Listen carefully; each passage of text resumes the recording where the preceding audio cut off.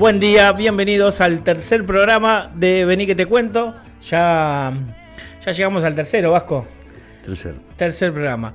Bueno, hoy vamos a abordar un tema, por lo menos para mí muy especial, también creo que para la sociedad argentina muy especial, que es el 2001, algo que nos atravesó como sociedad, que nos cambió, que nos formó como una identidad. Así que bueno, Vasco, decime. Sí, efectivamente el 2001, como siempre tocamos temas de historia en el programa y quería leer una frase y para recordar aquel 2001, trágico 2001 con 39 muertos, quería recordar una frase de un periodista, de uno de los mayores exponentes del periodismo argentino, que fue Rodolfo Walsh,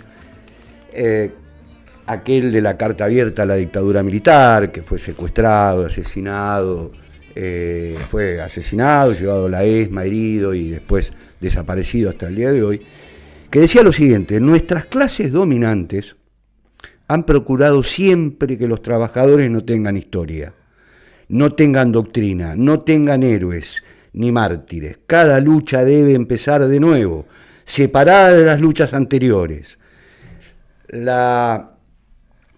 La experiencia colectiva se pierde, las lecciones se olvidan, la historia aparece así como una propiedad privada, cuyos dueños son los dueños de todas las cosas.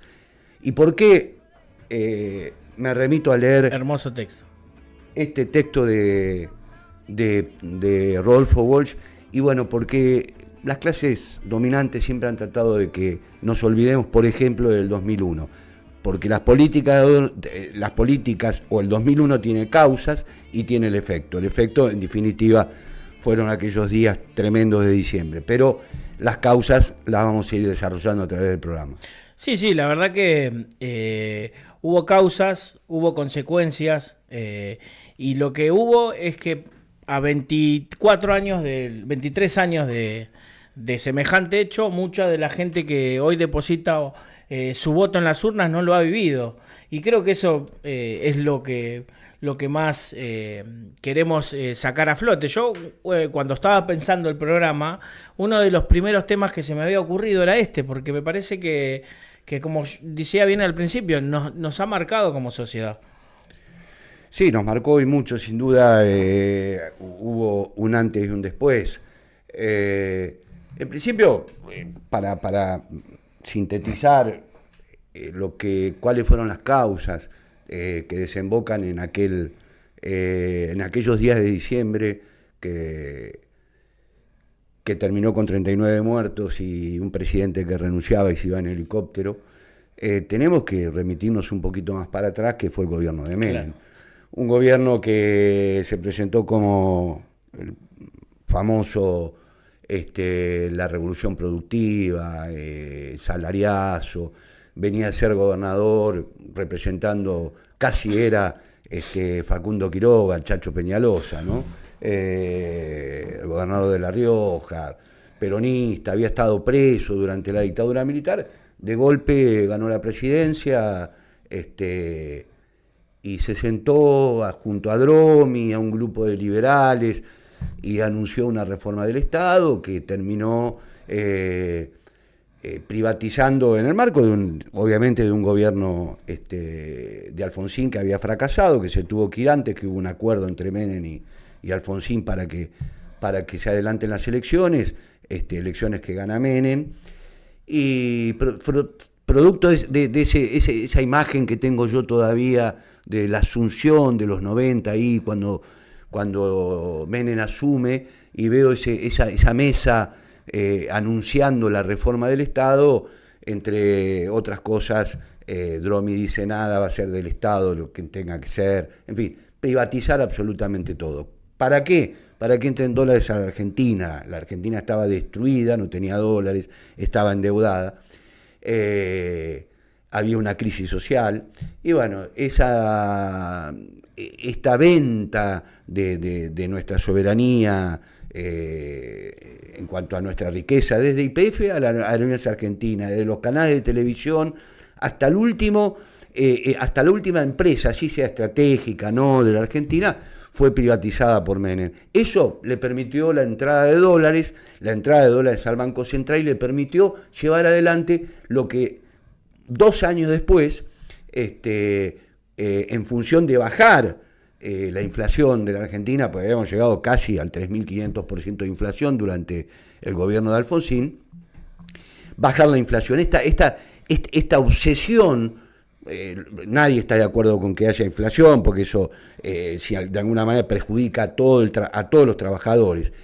Pero esa obsesión de Menem de rifar la Argentina para que entre en dólares y de esa manera poner la convertibilidad como objetivo, donde un dólar valía un peso, vivíamos en una fantasía, en una fantasía económica, le sirvió a Menem para bajar la inflación. Esto es lo mismo que está pasando con este gobierno, con el gobierno de Milei. Es decir, la obsesión de bajar la inflación lo lleva a hacer una reforma del Estado que todavía no pudo concretar a través de la ley Ómnibus, que ahora es una ley un poco más reducida, pero sí todavía sigue vigente el DNU, que permite las desregulaciones absolutas de todo. Bueno, esta política ultraliberal, ultraderecha, con el objetivo de bajar la inflación. Ahora bien. Sí, bueno. Y todo lo que está explicando el Vasco son cosas que, como dice el Vasco, que están volviendo a pasar. Fueron la antesala del 2001. El 2001 por algo sale, no sale de la nada, sino salen de esas políticas del Acuerdo de Washington, de esas políticas que se generaron 10 años antes. Bueno, vamos a un temita musical y después seguimos con la segunda parte de la biografía. Genial.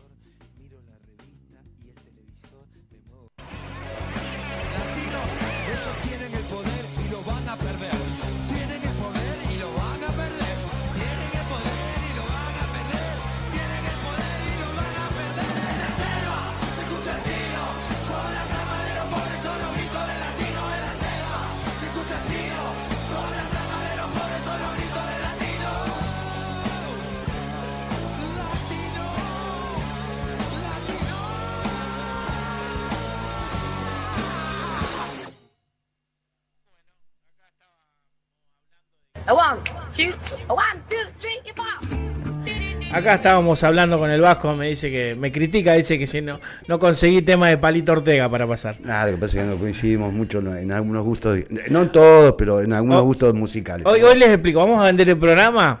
Primero, hoy vamos a tener los sorteos de la adivinanza de las 2 birras de Rauen y se suma Siempre Bella Villa Elisa con unas uñas. Para las chicas que están mirando el programa, que son bastantes. Para Guada también. Y para todas las chicas que están ahí, seguimos sumando premios.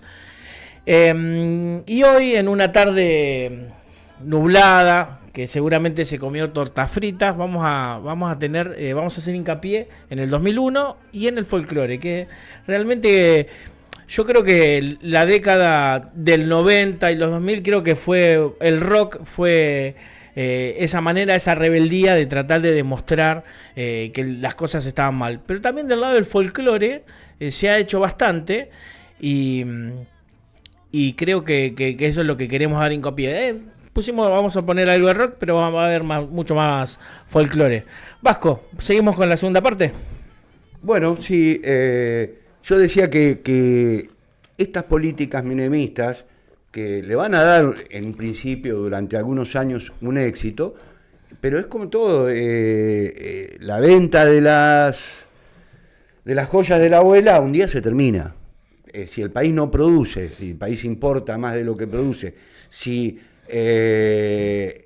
importa más de lo que exporta, obviamente los dólares no entraban. Si la gente viajaba porque el dólar estaba barato, económico, bueno, eso tarde o temprano iba a traer lo que se denomina en economía. Yo no soy un economista, vuelvo a repetir, soy un profesor de historia, pero una profunda recesión en la Argentina. Esto va a empezar a partir del 98, Y también quiero hacer referencia a algo que me remite también a pensar sobre algunas posturas geopolíticas de este gobierno con el de Menem.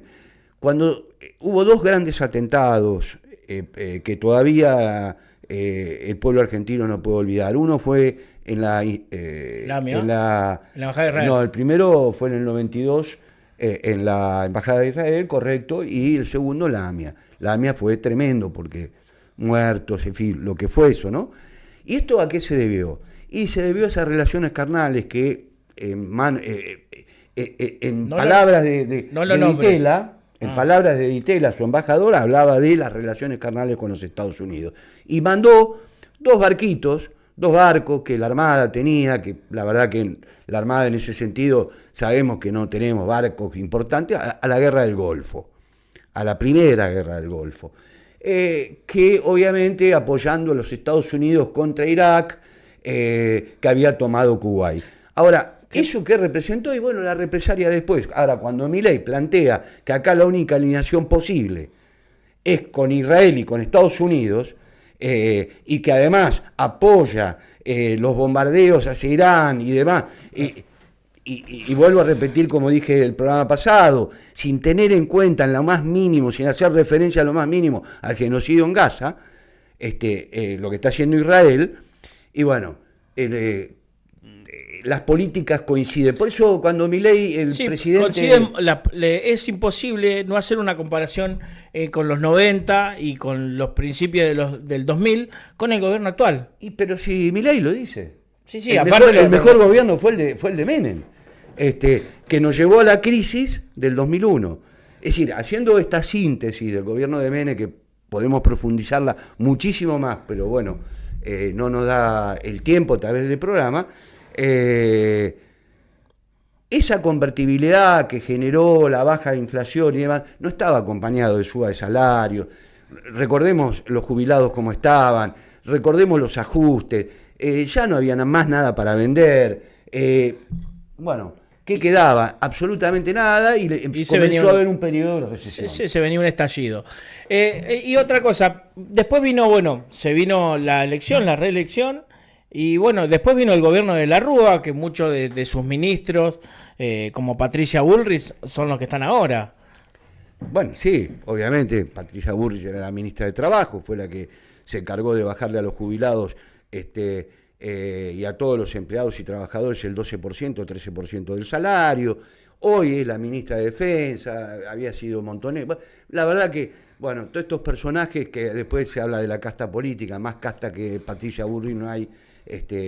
Y fue parte del gobierno también, del gobierno de la Rúa, del gobierno de la Alianza.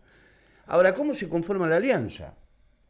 ¿Cómo gana de la Rúa un mediocre político que había sido senador por la capital federal, años de años, y logró ser intendente, que no era la ciudad autónoma de Buenos Aires, era el intendente, bueno, no sé, si había cambiado la ley, no recuerdo bien, lo tendría que precisar, y hace una alianza con sectores del peronismo, por eso fue la alianza, cuyo presidente va a ser Chacho Álvarez, que fue uno del grupo de los ocho diputados, claro, que estaban enfrentados al menemismo, que se habían opuesto a esas políticas y demás. Hacen esa alianza y le ganan a la fórmula peronista, que no recuerdo bien, pero capaz que vos recordás, o alguno de los oyentes. Vamos a los oyentes. A ver si están atentos. ¿Cuál fue la fórmula que enfrentó a De la Rúa Chacho Álvarez?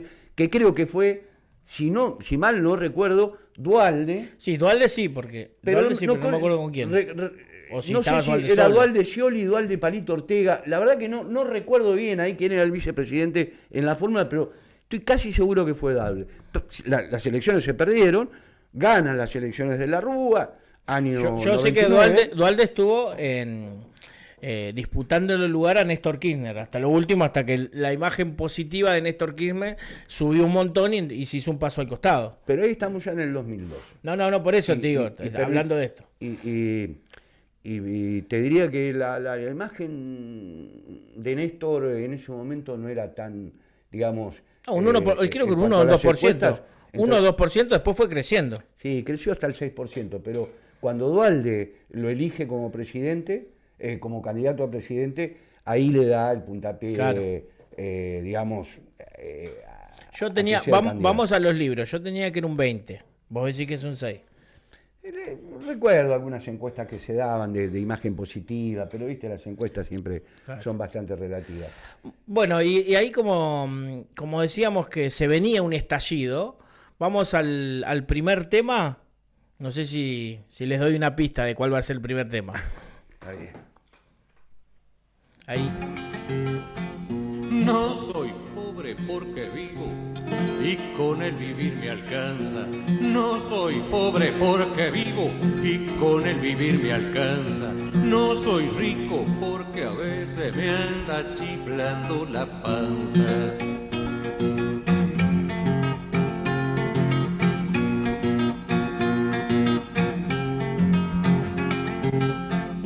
Tengo amigos en el gobierno, tengo amigos en la zanja, tengo amigos en el gobierno, tengo amigos en la zanja, entre la arriba y abajo, qué grande se ha hecho la franja, qué grande se ha hecho la franja, entre la arriba y abajo, qué grande se ha hecho la franja, entre la arriba y abajo, unos se van pa'l Miami y otros se van pa'l carajo.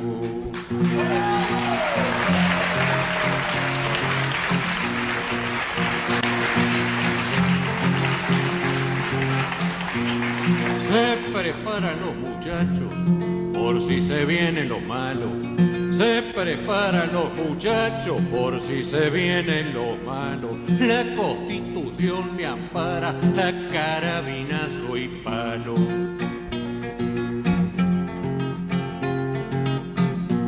Qué suerte el haber nacido en un país del primer mundo, zapateando de contento arriba en lo más profundo. Gente pobre, gente rica, cuánta gente está contenta. Gente pobre, gente rica, cuánta gente está contenta. Revolución productiva, como que no me di cuenta. Tengo amigos en el gobierno, tengo amigos en la zanja, tengo amigos en el gobierno. 1, 2, 3 y 4. Ahí escuchamos al gran José Larralde, a Pepe Larralde, con un tema que realmente Larralde es uno de, si no es el último disco, es uno de los últimos discos. Larralde siempre le habla al viento, al sol, a los animales, pero nunca se había metido en la política. Y este fue, creo que fue el último disco. La verdad que bastante Larralde, que es, te digo que no es peronista, fue bastante bien hecho. Y ahí estuvo esa versión que escuchábamos en vivo. Es una versión que hizo en el programa de Badía, que era uno de los pocos programas que pasaba algo de cultura y que se atrevía a pasar a protestar, a hacer algo, porque los medios en los 90 estaban totalmente censurados. Acá se vivía una realidad distinta. Nos querían hacer entender, nos querían hacer a creer que estábamos en el primer mundo, mientras la gente se moría de hambre, mientras perdíamos todo lo que era nacional, y había un blindaje mediático. Y bueno, y Badía había cedido esa parte, seguramente con consecuencias, a José Larralde que cante ese tema. Sí, sin duda que José Larralde siempre ha sido un hombre de la cultura nacional y popular. Lo he ido a ver y es bastante gorila. Más allá que no sea peronista o tenga diferencias con el peronismo, pero sí ha sido uno de los grandes folcloristas que tuvo la Argentina, así que siempre que yo, por lo menos en particular, lo reivindico. Lo he visto a ver muchas veces, me gusta mucho. Y también aprovecho a mandarle un saludo a mi vecino, a Héctor Tejeda, que es de Wangelem, y bueno, es oyente del programa, siempre nos escucha, así que bueno, un día te vamos a invitar, Héctor, ya sabes, ya te tengo prometido, así que bueno, vamos a repasar un poco el tema. Sí, cerrar un poco con el tema, por lo menos porque tenemos un reportaje con un escritor. Sí, Mariano Pacheco. Mariano compañero. Pacheco, que ha escrito un libro justamente sobre el 2001, que bueno, Pablo, lo estás leyendo y después seguramente si me lo pasás, lo voy a leer. Sí, les explico cómo fue. El otro día vino Mati Colembati acá a la comunidad ferroviaria. Y bueno, había la gente de Malicia, estaba vendiendo libros y justo decía 2001, Mariano Pacheco, ya me lo habían recomendado, así que bueno, lo compré hoy por la página 70. Todavía no llegamos al 2001. Lo que sí, bueno, ahora cuando hablemos con Mariano, vamos a profundizar porque me sentí muy identificado con la cultura que fue antes de los 90. Yo soy un rockero del conurbano. Si bien viví siempre acá en La Plata, me iba siempre al conurbano y él habla mucho de eso y cómo fue la antesala del 2001. Claro, sí, seguro, porque ahí el conurbano, los intendentes del conurbano, la gente del conurbano tuvo mucho que ver en ese levantamiento, esa revuelta que fue el 2001. Creo que todos los oyentes de la radio o los que escuchen el programa después grabado recordarán, los que tienen un poco más de, digamos, de 25, 30 años, aunque eran chiquitos, fue algo impresionante. Yo tengo una anécdota, justo iban a llegar unos primos nuestros del País Vasco, y por primera vez a la Argentina y paraban en casa y veían las imágenes por televisión del 19-20 de diciembre. Ellos llegaban el 22-23 de diciembre, tenían el vuelo para Argentina y recuerdo que me llamó Isabel, la esposa de mi primo, que viven allá, que son nacidos allá en el País Vasco, en Navarra, donde era mi abuelo, y me dice, mirá, Pablo, ¿viajamos o no? Vasco o Pablo, ¿viajamos o no viajamos? Porque, claro, veía la palmera de Plaza de Mayo incendiada, coches dando vueltas, saqueos en los supermercados, la gente enardecida. ¿A dónde me estás inventando? Decía. Claro, veía todo eso y le dije, vení tranquilo, que no va a pasar nada. Y después, bueno, días después lo llevé a la Plaza de Mayo y veía lo que él veía desde allá, desde Euskadi, como le llamamos nosotros al País Vasco, Euskadi o Euskal Herria, veía la palmera, la tocaba, la palmera que veía que se prendía fuego y demás, lo podía palpar. Pero digo, para terminar y ir cerrando con el tema del 2001, esas políticas de Menem que llevaron a la Argentina a una crisis profunda, una gran desocupación, la va a heredar, creo que uno de los presidentes más inútiles que ha tenido la Argentina, que fue justamente Fernando de la Rúa. Y lo que hace es llevar adelante, digamos, recuerdo la campaña, la convertibilidad la iba a sostener a muerte, ¿no? $1, $1, decía en la campaña. Y como eso había dado ese resultado efímero, ese resultado, si se quiere, hasta te diría falaz, de haber bajado la inflación a un costo enorme, como está pasando ahora, bajamos la inflación a un costo enorme, que lo vamos a ver reflejado de acá a un tiempo para adelante, pide esa crisis que hereda, sigue manteniendo la convertibilidad hasta que eso ya se caía, y bueno, ¿a quién llamó? Otro personaje que hoy parece ser que apoya muchísimo el gobierno de Milei, que lo asesora a Milei, que se ha reunido con el presidente Milei, que se llama Domingo Cavallo. En realidad tuvo 3 ministros de Economía.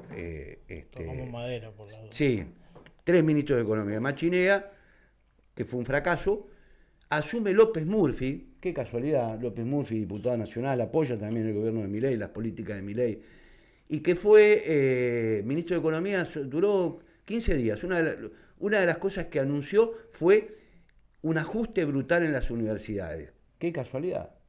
¿no? Por eso conocer la historia a veces nos sirve para saber conocer el presente. Todos, y llamamos desde la radio a marchar mañana junto con los estudiantes universitarios en defensa de la educación pública, no solamente en defensa de la universidad, de las universidades de todo el país, sino en defensa de la universidad de la educación pública, que tanto bien le ha hecho a la Argentina, que tan importante es, porque estamos entre las mejores universidades del mundo, y que hoy el presupuesto es un cuarto, es decir, está funcionando prácticamente sin dinero, y según decanos y rectores hablan de que pueden llegar a mayo como mucho, pueden funcionar. ¿Qué hizo López Murphy en aquel momento? Retomándolo, la idea que venía diciendo, justamente recortar las universidades, y 3 días después cayó. Y una cosa que también decía, que esta movilización de mañana, los estudiantes, con la CGT, con el movimiento obrero, con la columna vertebral del peronismo, que es el movimiento obrero, la CGT, con las organizaciones sociales, no, por lo menos el recuerdo que yo tengo, que voy a cumplir 65 años, y yo era muy chico, solamente lo podemos, lo vi y lo estudié después, con lo que se denominó el Cordobazo, aquel famoso estallido social que dio por terminado el gobierno de Onganía, la dictadura de Onganía, y un proceso que definitivamente tenía que tener una salida democrática. Ese Cordobazo fueron estudiantes y trabajadores juntos luchando por la misma causa. Defensa de la justicia social, bueno. Como en el 2001 también, la consigna era, me acuerdo del canto, era Piquete y Cacerola, la lucha es una sola. La lucha es una sola. Y después, bueno, la lucha... Sí, la lucha fue de todo. De todo, pero después, bueno, la parte de la cacerola se quedó en su casa. Sin duda, pero lo que detona absolutamente fue el nombramiento de Cavallo, y Cavallo, como pasa siempre. Por eso cuando escuchamos al presidente en el Yao Yao, en el Hotel Yao Yao, decir que le parece bien, y que la verdad que dejar dinero en el Estado es una locura, porque el Estado es una asociación ilícita de delincuentes y ladrones, hay que fugarla. Sí, obvio. Fugar los capitales, llevárselos de la Argentina sin pagar impuestos, comprar dólares en negro y fugarlos.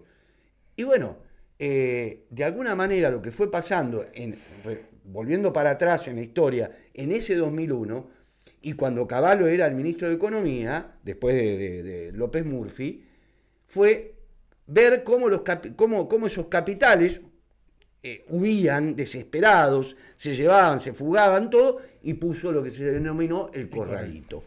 Es decir, donde la clase media, los trabajadores, podían sacar 250 pesos en ese momento, 250 pesos, no 150 pesos en ese momento, de un cajero automático, en fin, del banco.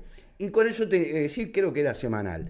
Bueno, eso fue para la clase media sobre todo, y también para la clase media alta, porque creo que a ese Piquete y Cacerola había gente hasta de Recoleta que marchaba. Ahí comienza ese estallido. Claro. Ese estallido que se denominó esa semana de diciembre, de fines, ya para las fiestas, y la gente salió a la calle, empezó a saquear supermercados. Sí. Bueno, ¿qué hace De la Rúa? Estado de sitio. Sí, irresponsable, porque la persona que decreta un estado de sitio se tiene que hacer responsable. Claro. Y él no se hizo responsable. En uno de los alegatos de Cristina, en una de las causas, que estaba con Beraldi, con su abogado, ella decía que ella le hacían cargo de las rutas y de lo que pasaba en Santa Cruz. Y ella decía, pero vamos a tener la misma vara. Decía, si a De la Rúa... O sea, cuando fueron las muertes en la Plaza de Mayo, de la Rúa decía, no, mira, yo no miré por la ventana, ni miré por el televisor, así que yo no soy responsable. Y la justicia argentina determinó que él no era responsable. Pero si uno va a la Constitución, la persona que decreta un estado de sitio, es el que se tiene que hacer cargo de las muertes. Sí, salió sobreseído de esa causa. Él, el jefe, el ministro de Seguridad, Él estaba en la casa de gobierno. Sí, él le abría la ventana. Con abrir la ventana y ver lo que estaba sucediendo, aunque algunos dicen que estaba mirando dibujitos, o que había tomado una pastillita y se había equivocado, yo no sé las pavadas que decían, la realidad es que estaba en plena conciencia de lo que estaba sucediendo en la Plaza de Mayo. Hay una foto hermosa de las madres Sí. enfrentando la caballería. Yo estuve en el 2001, yo Sí. tenía 17 años, no tenía ninguna formación política en mi casa, o sea, se miraban noticieros mucho, o sea, y bueno, yo con 17 años interpretaba que eso estaba mal, que la Argentina se venía abajo, entonces me fui caminando, yo soy de Arturo Segui, me fui caminando hasta Villa Elisa, son como 70 cuadras, me colé en el tren, me encapuché todo porque no le tenía miedo a la policía, le tenía miedo a mis padres que me digan algo. Y bueno, fuimos a tirar piedra, a presentar una resistencia de que algo estaba mal. A presentar una resistencia, sin duda. Como salvo... Vos estuviste, Vasco, ¿no? También. Bueno, sí, estuve, no en la peor represión, pero bueno, sí. Ahora, esa represión fue de tal magnitud, había que desalojar la Plaza de Mayo. La orden era desalojar la Plaza de Mayo. Yo espero que esto no se repita, pues fue gravísimo. Dejó como saldo 39 personas muertas. Sí. Bueno, vamos hablando de estallidos sociales. Ahora sí vamos al tema de Bersuit. ¿Se viene el estallido? Bárbaro.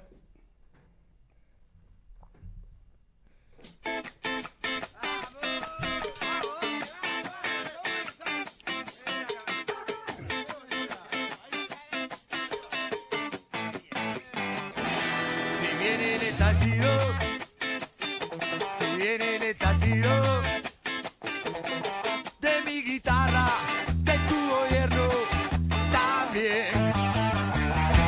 Si viene el estallido, si viene el estallido de mi guitarra, de tu gobierno también. Y si te viene alguna duda, ven y agarrala que está dura. Si esto no es una dictadura, ¿qué es? ¿Qué es? Se viene el estallido, se viene el estallido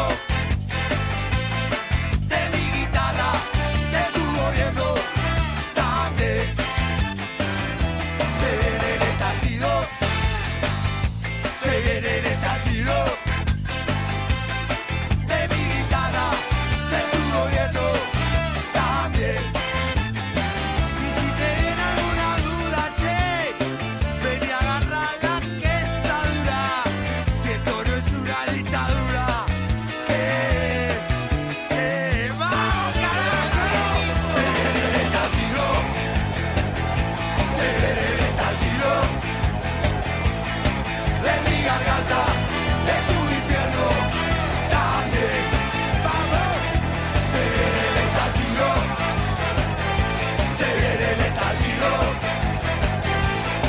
de mi garganta, de tu infierno también. Y ya no hay ninguna duda, se está pudriendo esta basura, fisura ya la dictadura del rey, volvió la mala. Escuchábamos ahí el tema de la Bersuit. Tema que bueno, yo me sentía muy identificado, por esa época lo escuchaba la Bersuit. Y terminó siendo como un himno de lo que vendría a ser las trifulcas en la calle.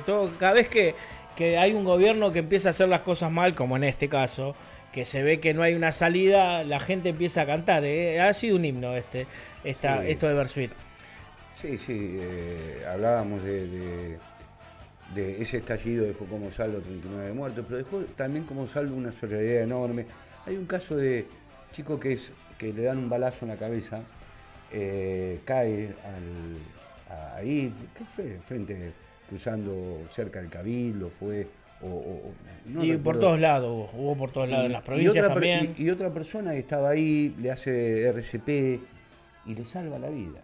Hoy Sí, son muy amigos, después los fue a visitar al hospital. Sí, la he visto esa historia.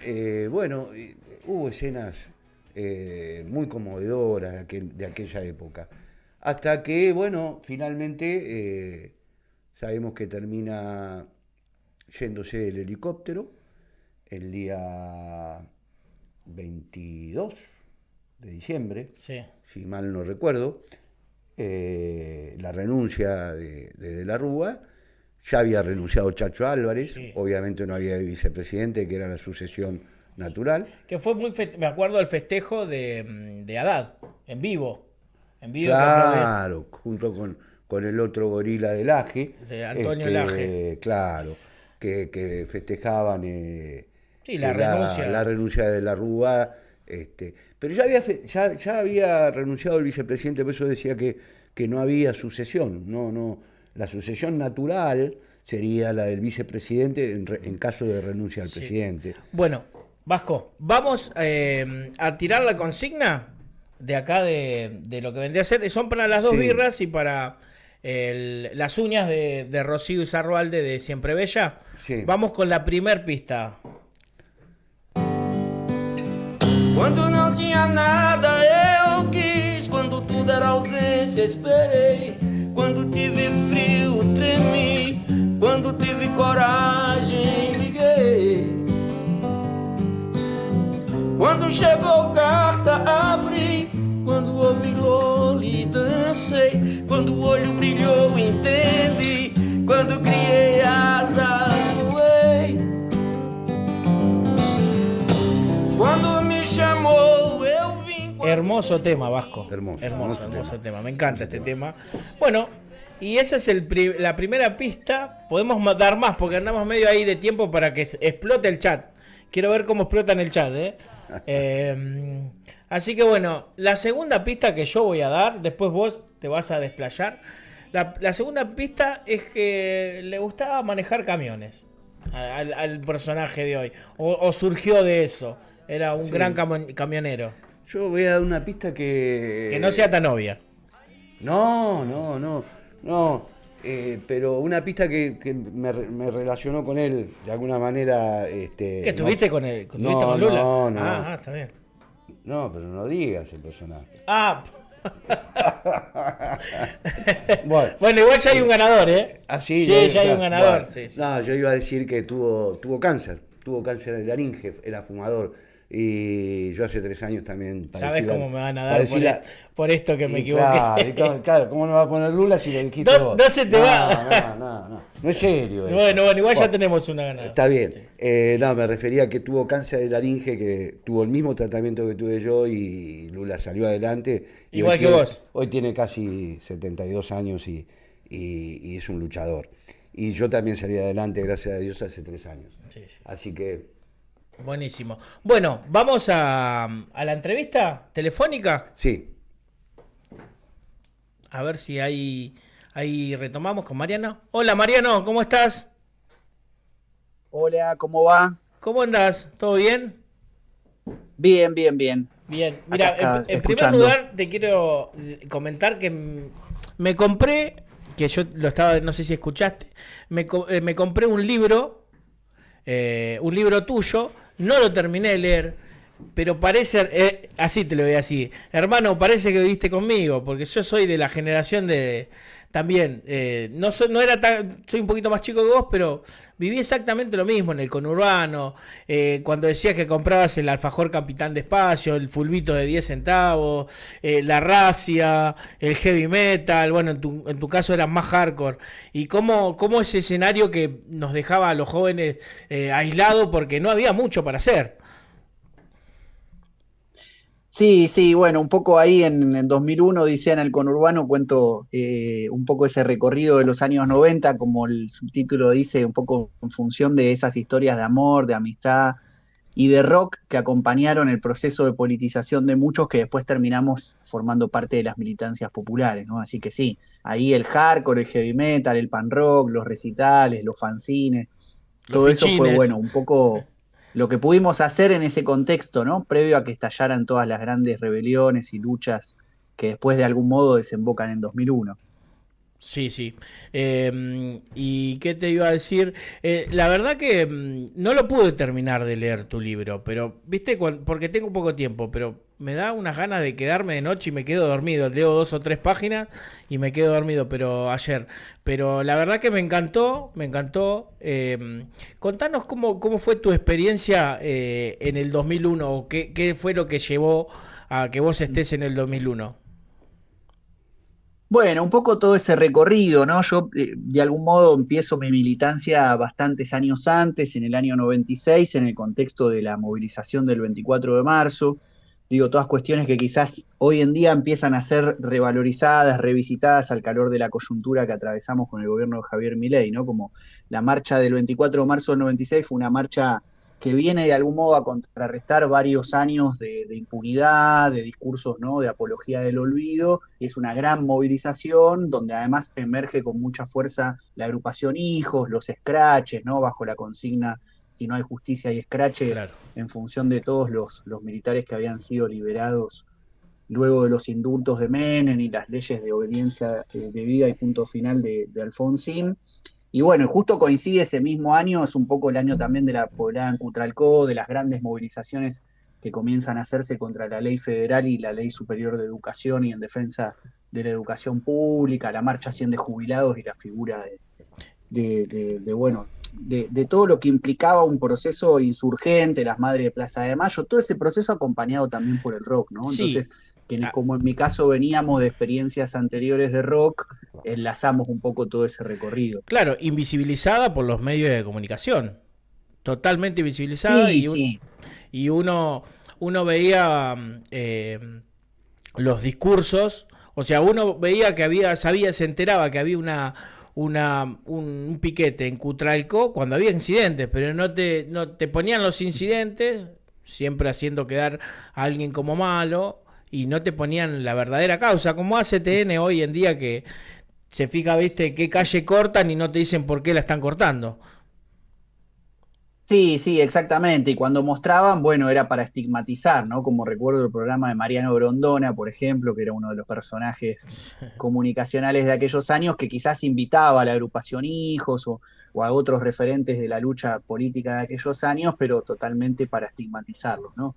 Entonces, bueno, de ahí surge un poco toda esa rebeldía que me parece que se va a ir como gestando al calor de toda esa lucha de corte de ruta, movilizaciones, asambleas, toma de edificios públicos que desembocan en 2001, un poco al calor también del sonido de todas esas canciones que de algún modo acompañaron todo ese proceso de luchas, donde el rock en sentido muy amplio, ¿no?, incluyendo el hardcore, el heavy metal, el punk, son como los sonidos de fondo que acompañan las pobladas y las rebeliones de esos años, ¿no? Me parece que ahí ese enlace con las Madres de Plaza de Mayo y su escucha también hacia las bandas y los festivales que se organizaban en el marco de las movilizaciones, fueron conectando un poco toda esa rebeldía, ¿no? Así que me parece que ha sido como un proceso muy importante que muchas veces es como dejado de lado pensando solo el factor económico de la crisis, ¿no? Y la imagen del infierno, como si solo hubiese sido eso lo que sucedió en los años 90, sobre todo en la segunda mitad de la década, y no tan bien de la mano de esa precarización de la vida, de esa pobreza extrema, todo este proceso creativo, ¿no?, en todos estos planos que tienen que ver con la resistencia del pueblo argentino, y que me parece que hoy es un legado fundamental. Mariano, mira, te habla Juan Pablo Caraza Torres, me dicen el Vasco, soy profesor de historia y hago acá el programa con Pablo. Recuerdo, haciendo mención a lo que decías vos del programa de Grondona, recuerdo, no voy a olvidarme más, Echecolás en el programa lo había llevado al profesor, que había sido maestro y profesor, dirigente de la CTA, si no me olvido, que ya fallecido, que muere en ese programa, después del programa donde lo enfrenta, había sido Echecolás, lo había torturado a él, Bravo, el profesor Bravo, sí, no me sé acuerdo. si recordás, era Del socialismo. Exacto, del socialismo, pero un luchador, un educador y un luchador junto a tantos otros, yo soy docente, y recuerdo perfectamente en ese programa sentarlo al torturador y a Bravo en una discusión. Como si fuera un gran espectáculo. Y terminó Bravo en un estado así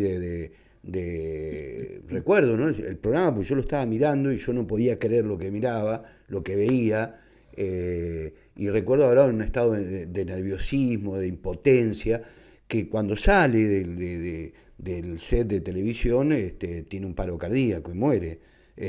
Realmente lo que vos decís, la impunidad de esos años del menemismo, tanto, digamos, los indultos, que las madres tanto criticaron, y los indultos de un lado y del otro, porque también fueron indultados la conducción de Montoneros, si bien estuvieron detenidos algunos de ellos, pero sobre todo el indulto de los militares, que habían hecho un genocidio. Y la teoría de los dos demonios, bueno, cada vez más fuerte. Exactamente. ¿Y cómo lo podés relacionar vos con lo que está pasando en estos momentos, ese tema? Digamos, esto que pasó durante el menemismo, que tanto parece ser que el presidente Milei dice que ha sido la primera presidencia de Carlos Menem fue la mejor de la historia, no sé, después nombra Roca, no sé ni lo que dice, la verdad, dice tanto disparate pero vos, ¿cómo podés vincular esa impunidad, esta cuestión de tener una vicepresidenta que pertenece a la familia militar, que reivindica el genocidio, que pretendía hacer de la ESMA un parque de diversiones, y no sé qué, y que cuenta el tema de Vaso de la teoría de los demonios, y con aquello que sucedió tan triste del gobierno que se decía peronista, ¿no? Esto es lo que más me duele a mí como peronista, ¿no? Que fue la etapa de Menem. Bueno, ahí yo en otros trabajos que he realizado también en estos años, mi último libro incluso, La democracia en cuestión, que trata de pensar un poco estos últimos 40 años de democracia en Argentina, digamos, trabajo un poco la hipótesis de que lo que acontece en nuestro país en realidad es que hay toda una serie de luchas desde abajo, los años 80, 90, que de algún modo luego van a plasmar y enlazar con un ciclo como es el latinoamericano de gobiernos progresistas, ¿no? Que funcionan un poco como contramovimiento de toda esa época que nos deja la última dictadura cívico-militar, ¿no? Es decir, que nosotros salimos en el 83 de ese proceso de terrorismo de Estado con un país modificado al punto de que hasta el día de hoy no se ha logrado volver a transformar o a poner en el horizonte de las luchas políticas ese ideal transformador, con perspectiva revolucionaria que había previo al 76, ¿no? Y que dentro de estos 40 años, justamente lo que acontece es que el menemismo viene a consolidar ese proceso comenzado en el 76, no es ofensiva neoliberal, y luego, digamos, el kirchnerismo y todo el ciclo digamos, progresista de los años 2000, funciona un poco, en el mejor de los casos, como contramovimiento, pero que no logra contrarrestar muchas de esas cuestiones estructurales que quedan en el país, y que me parece que, de algún modo, a partir de 2016 y pospandemia mediante, hasta llegar al gobierno de Javier Milei, me parece que se vuelven a profundizar cosas que de algún modo habíamos logrado contrarrestar, ¿no? Como uno mira los años 90 y ve que sucede toda esta espectacularización de la política de la mano de la televisión, pero también acontecen todas las luchas desde abajo que vuelven a poner al cuerpo y a la reunión de las personas en el centro de la escena, ¿no? Y uno mira hoy y ve que esa espectacularización por arriba pasa de la televisión a las redes sociales, pero que por abajo todavía nos sigue costando que la resistencia tenga el nivel de intensidad que quizás tuvo en los años 90, que era menos masiva, ¿no? Pero que por mucho menos se respondía de una manera mucho más contundente. Mariano, yo hablando, hablando de la resistencia, porque tenemos poco tiempo, sé que tenés que dar clases ahora. Hablando de la resistencia, ¿cómo fue esa resistencia en tiempos tan difíciles, como de tanta represión, de tanta muerte, de tanta organización? Yo sé que vos estuviste en una organización en el conurbano. ¿Cómo fueron esos sucesos? Bueno, mira, me parece que conectado un poco con lo anterior, ¿no? Es decir, se partía de una situación muy adversa y con muy poquito se hacía mucho. Me parece que esa es la gran característica de la época, ¿no? un pequeño grupito de amigos o de militantes, digo pequeño, estoy hablando a veces de 3, 4 integrantes, o incluso a veces una pareja, ¿no? Dos, que se ponían a organizar un barrio o una facultad o un colegio secundario del centro de estudiantes o un centro cultural, etcétera, y todo eso iba pariendo un proceso de luchas que tenía tintes bastante radicalizados porque la bronca que producía tanta injusticia, ¿no?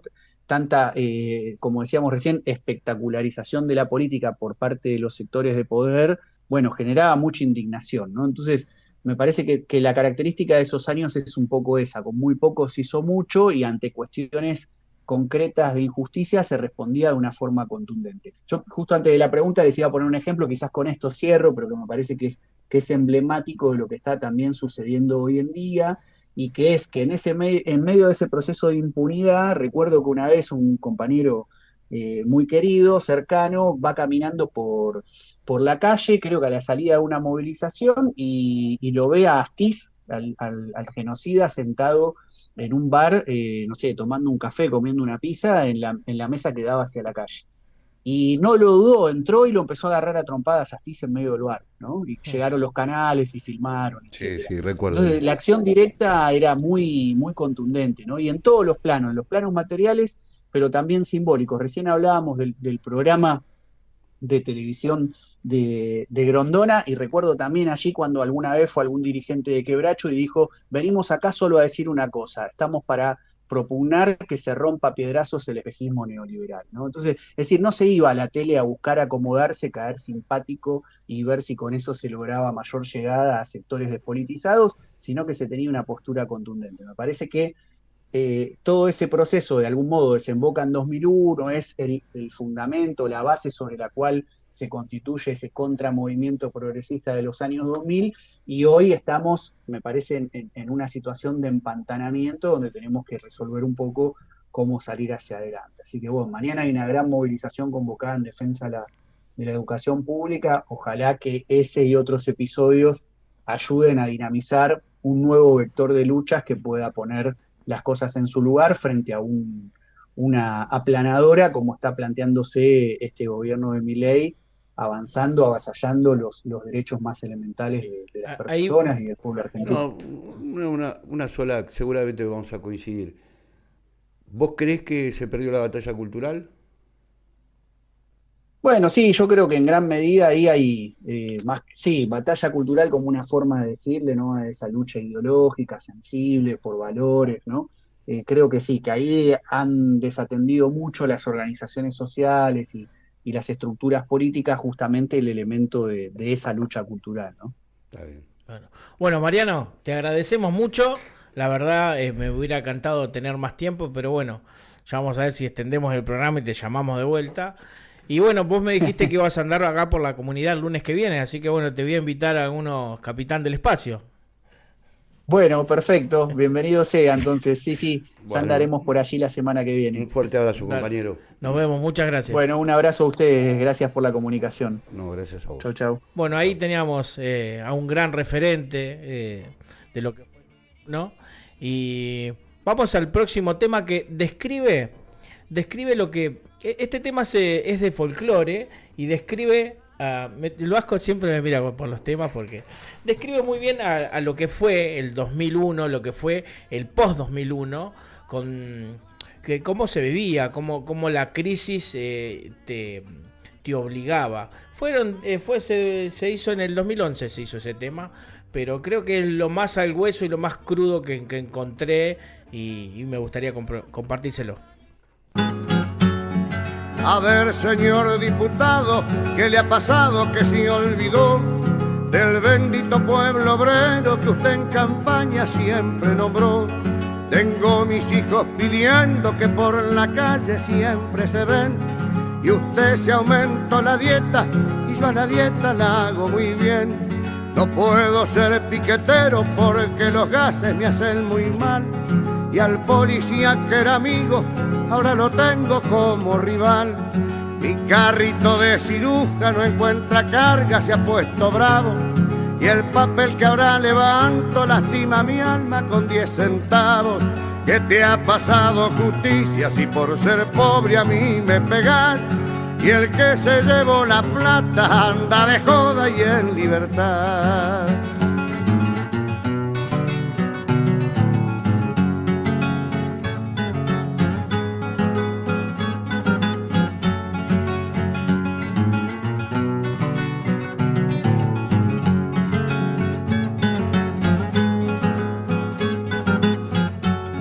Estoy haciendo un esfuerzo por ser honesto, bien lo sabrás. Y todos los que me fiaban ya me dijeron que no va más. Vos te matás en las noches con tragos largos, meta caviar. Y yo rompiendo bolsitas a ver si encuentro un cacho de pan. Me gusta la democracia porque muy libre puedo opinar. Pero la panza me chifla y así no puedo ni razonar. Sácame de esta miseria, dame trabajo, quiero luchar. Las 4 chapas que tengo no podrán nunca llamarse hogar. ¿Qué te ha pasado, justicia, si por ser pobre a mí me pegás? Y el que se llevó la plata anda de joda y en libertad. Y el que se llevó la plata anda de joda y en libertad. Anda de joda y en libertad, dice el tema. ¿Qué te parece, Vasco? Y sí, un poco la actualidad, un poco lo que estamos viendo todos los días, más. No, el tema está escrito para, creo que para lo que vendría a ser el 2001-2002, por lo que había leído y por lo que dice. El cartón lastima mi alma con 10 centavos. Creo que describe mucho lo que en esa época era el rebusque, de que realmente eran tiempos muy difíciles.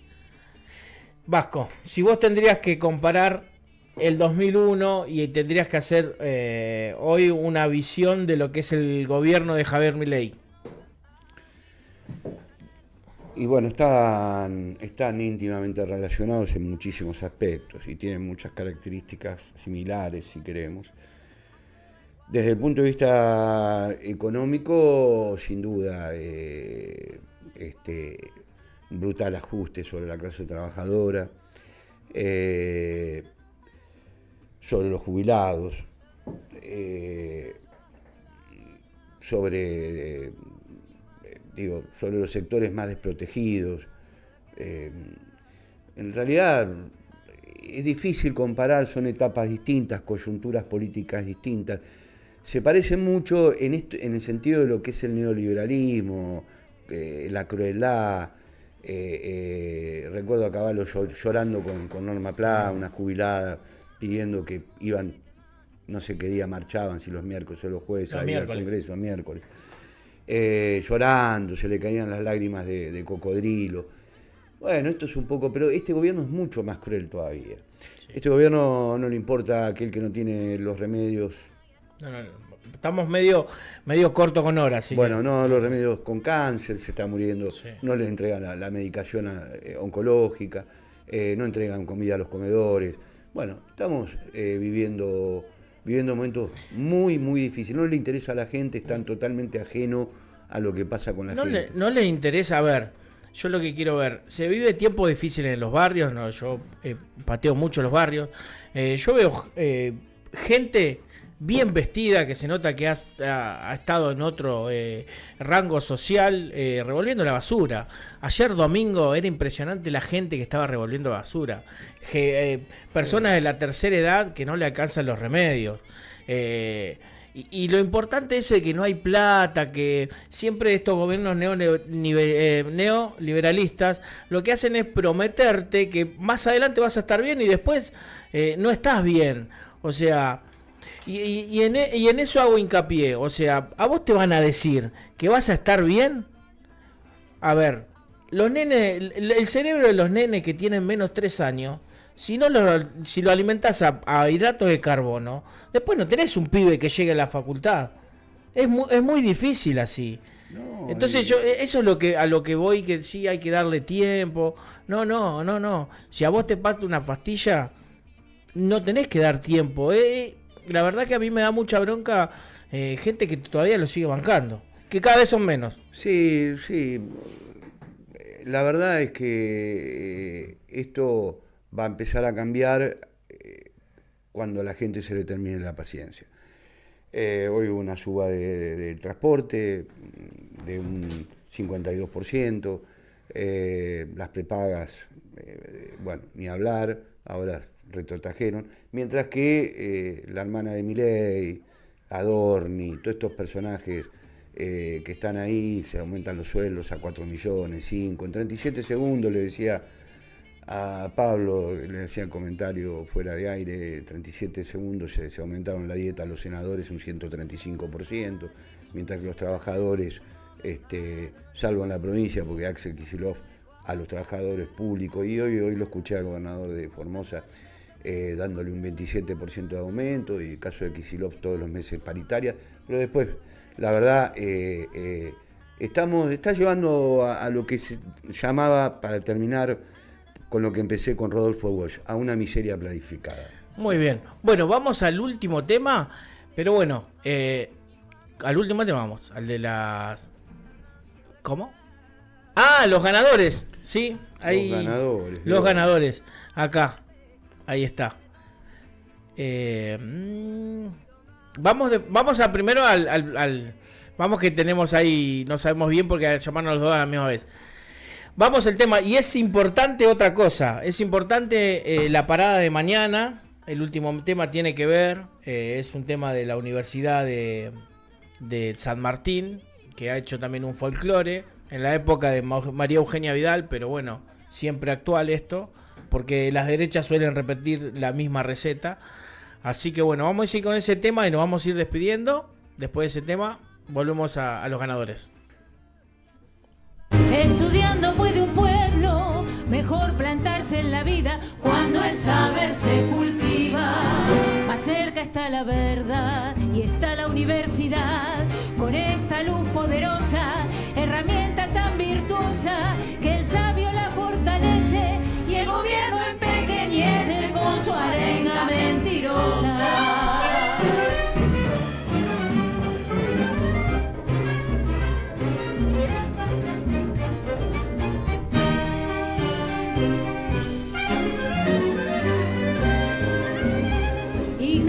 Y corruptos que ocupan muy altos puestos definieron presupuestos y salarios con monedas. Pueblo y claustro no se quedan indiferentes y ajenos. Luchar no es asunto nuevo y nuestro emblema es el mismo. La ignorancia es el abismo y el entreguismo el veneno.